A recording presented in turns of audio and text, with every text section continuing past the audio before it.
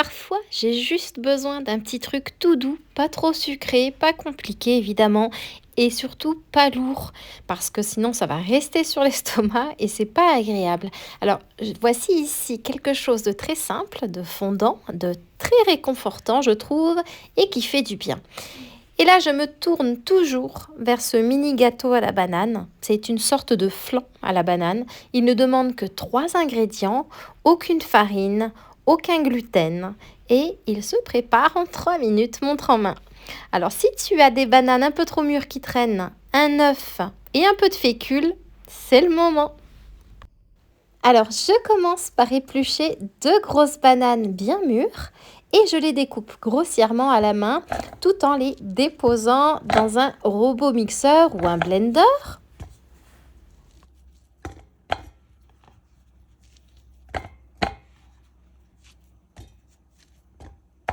Ensuite, j'y ajoute un œuf de gros calibre. Et ensuite, il ne reste plus qu'à ajouter le dernier ingrédient, 20 g de fécule. Alors, tu peux prendre ce que tu as sous la main comme fécule, de la maïzena, de la fécule de pomme de terre, de l'arrowroot. Ça fonctionne de toute façon très bien, peu importe celle que tu utiliseras. Et je mixe le tout pendant 15 à 20 secondes, pas plus. Juste de quoi, en fait, obtenir une texture bien lisse, un peu comme une pâte à flan. Ensuite, je prends un petit moule à gratin individuel, environ 12 cm de diamètre. Je le recouvre de papier cuisson pour éviter que ça colle et je verse ma préparation dedans. Alors c'est un tout petit gâteau, donc j'en profite souvent pour le glisser dans le four pendant que je cuisine autre chose, ou alors j'utilise le air fryer. Pour une cuisson au air fryer, ce sera à 180 degrés pendant 15 minutes, ou alors bien au four à 180 degrés pendant 30 minutes. Et voilà, on attend juste un petit peu, il faut le laisser refroidir avant de retirer le papier cuisson, sinon il serait un peu trop fragile, mais ensuite ce n'est que du bonheur. Alors moi je le dépose au frigo, comme ça il refroidit très très vite. Il est moelleux, fondant et avec ce goût de banane bien présent, ce n'est bien sûr que du bonheur.